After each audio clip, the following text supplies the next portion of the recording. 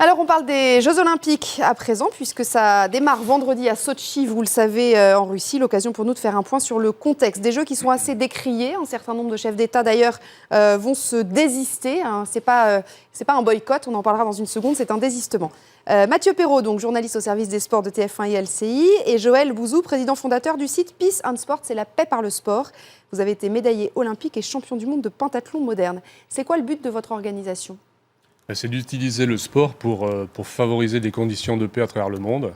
C'est d'utiliser la neutralité du sport, le fait qu'un sport, c'est une règle sur toute la planète, au-delà de toutes les sensibilités, qu'elles soient politiques, religieuses, pour créer la capacité à faire que des communautés divisées se rapprochent. Alors, par exemple, on travaille dans les Grands Lacs en Afrique, entre les Hutus et les Tutsis, communautés qui ont été divisées par un génocide, et on leur apprend que par le sport, finalement, on peut apprendre à revivre ensemble.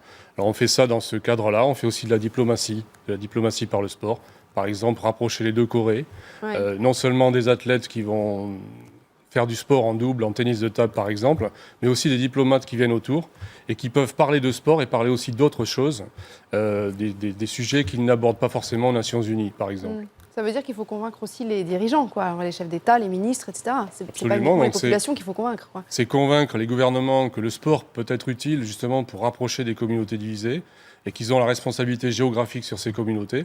Et en même temps, convaincre les acteurs du sport qu'à travers le sport, ils peuvent aussi devenir des acteurs de paix. Mais avec quels résultats, justement? Vous parliez des Corées, par exemple, tout à l'heure. Vous avez eu des résultats tangibles, ou même les Hutus et les Tutsis? On a facilité, je dirais, des rapprochements en organisant ce genre de rencontres. Oui. On a parlé aussi de la situation des femmes dans le Middle East, sur des forums qui sont à Dubaï. C'est les actrices elles-mêmes qui s'expriment dans ce sujet. Donc les lignes bougent sur des débats, sur des activités qui permettent aux gens de se rapprocher par le sport. Mais en quoi, justement, le sport est un vecteur de paix durable?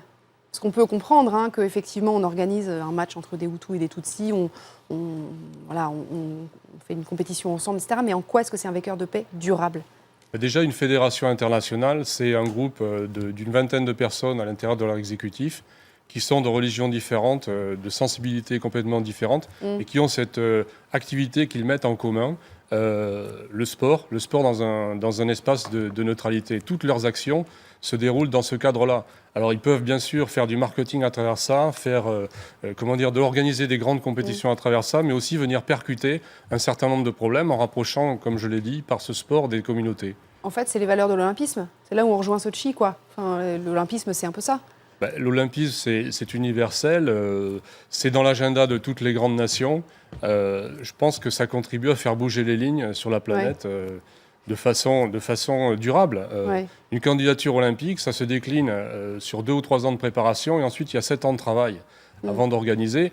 Ça laisse un certain nombre de débats comment se développer. Et donc finalement, à la fin...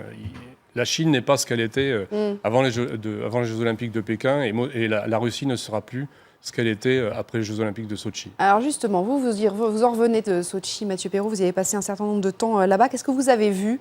Quel pays vous avez vu? Alors Sotchi, c'est particulier, c'est une station balnéaire, c'est particulier. C'est au bord de la mer Noire, voilà. Comment vit la population et comment sont appréhendés ces Jeux, justement? Alors, par la population locale, la plupart nous disent c'est un vrai cauchemar parce que on disait ça fait 7 ans qu'ils sont dans la poussière, dans les travaux et qu'eux, ils ont un peu les désavantages, les désagréments de ces Jeux Olympiques, même s'il y a quand même, quand on discute, ils nous disent bon, c'est le prix à payer pour avoir des grands Jeux Olympiques. Il y a quand même un fort sentiment nationaliste, mais la plupart des gens qui habitent Sotchi, eux, ils en ont marre, ils veulent pas en entendre parler. Ils sont les exclus, ils se considèrent comme les exclus de cette grande fête olympique. Il y a eu des coupures d'électricité récurrentes. On les a déjà prévenu que pendant les Jeux, s'il y avait besoin d'un peu plus d'électricité pour le parc olympique, on leur couperait la lumière, on leur couperait l'électricité. L'essence sera rationnée pour limiter leurs déplacements. Ils ont eu des expropriations aussi, même si c'est pas eux qui sont directement touchés. Ils nous disent, oui, on a un voisin qu'on connaissait qui a dû être exproprié pour construire un site olympique. Alors en général, ces personnes qui ont été expropriées pour construire un site olympique, c'est pas les plus mal loties parce qu'elles ont été relogées dans des zones où elles sont pas si mal installées que ça. Mais la loi olympique qui a été promulguée a permis au gouvernement local d'exproprier des gens qui n'étaient pas du tout sur des zones où on a construit des sites olympiques. On a vu comme ça, non. Et le problème aussi, c'est la façon dont sont traitées les minorités. On a fait vraiment un focus sur les homosexuels, puisqu'il y a des lois qui sont assez particulières, on va dire. Ça se manifeste comment? Vous l'avez vu ça à Sotchi ou pas? Alors bon, on est en Russie. Alors c'est vrai que dès qu'on arrive en Russie, on se rend compte qu'il y a une pression sur toutes les minorités. Paradoxalement, sur cette communauté homosexuelle à Sotchi, ceux qu'on a pu rencontrer, ils nous ont dit on n'est pas si mal ici par rapport à d'autres endroits de la Russie où les mentalités n'ont pas du tout évolué parce que Sotchi c'est une station balnéaire, c'est international. Il y a une discothèque homosexuelle qui est ouverte depuis très longtemps où on les laisse tranquilles. Le patron nous disait bon moi j'ai pas de problème. Pas de menaces, évidemment c'est très discret. Il nous dit qu'il faut respecter la loi, et notamment la dernière loi qui a été promulguée, pas s'afficher publiquement, mais on est relativement tranquille. Voilà, Vladimir Poutine, on le sait, est assez dur avec ses minorités, mais à Sotchi, finalement, c'est pas l'endroit le pire pour cette Joël Bouzou, vous disiez tout à l'heure, vous parliez de la Chine en disant la Chine n'était plus la même après les Jeux Olympiques, la Russie sera plus la même. Est-ce que pour vous, c'est une bonne chose du coup que ces Jeux aient été organisés là-bas? Je disais tout à l'heure, il y a beaucoup de chefs d'État qui se sont désistés. Il y a eu quelques appels au boycott, notamment en Allemagne, mais en tout cas, les chefs d'État qui ne viendront pas se sont désistés. Est-ce que pour vous, c'était une bonne chose malgré tout, justement, pour faire un focus sur cette nation qui n'est pas particulièrement une nation des droits de l'homme? Mais bien sûr, je pense que c'est important d'aller aux Jeux Olympiques. Et plutôt que de boycotter et d'être absent du débat, je pense qu'il faut aller là-bas et porter le débat éventuellement sur place. C'est la meilleure façon. Vous savez, il faut se méfier aussi de certains amalgames. Par exemple, nous, on a organisé un forum à Sotchi en 2012, Forum Peace and Sport en 2012. Il n'y a eu aucune langue de bois. Et on a vu un programme global de cohésion sociale par le sport se développer dans toutes les régions de Russie. Ils n'en parlent même pas aujourd'hui.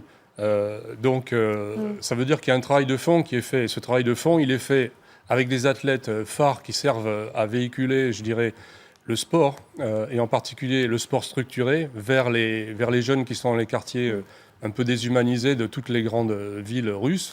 Et c'est le même cas dans toutes les grandes agglomérations à travers la planète. Je crois qu'il y a des choses qui bougent, qui sont en marche. Et je pense qu'il est important d'être à Sotchi, absolument. Merci beaucoup. Si allez-y. Fondamentalement, la Russie, quand même, ces Jeux Vous Olympiques. n'êtes pas persuadé que ce soit... J'ai l'impression que c'est voilà, moi j'ai vu une grande vitrine d'une démonstration de force où effectivement les habitants n'étaient pas vraiment associés à cet événement. Et bon, alors effectivement, si les médias russes font passer des messages, etc., et si ça peut porter du développement, on sera tous très contents. Vous êtes assez pessimiste là-dessus. Bon, merci beaucoup en tout cas à tous les deux d'être venus nous voir. On continuera à parler de la Russie demain avec Vladimir Fedorovski qui sera sur ce plateau. En attendant le journal de Marianne. Bonjour Marianne. Bonjour Bénédicte, bonjour à tous. Dans le journal, nous allons aller à Draguignan rejoindre Hélène Lecomte pour le procès en appel de Régis de Camaret. Et puis nous aussi, à direction Sotchi ensuite, à 4 jours de l'ouverture des JO. A tout de suite.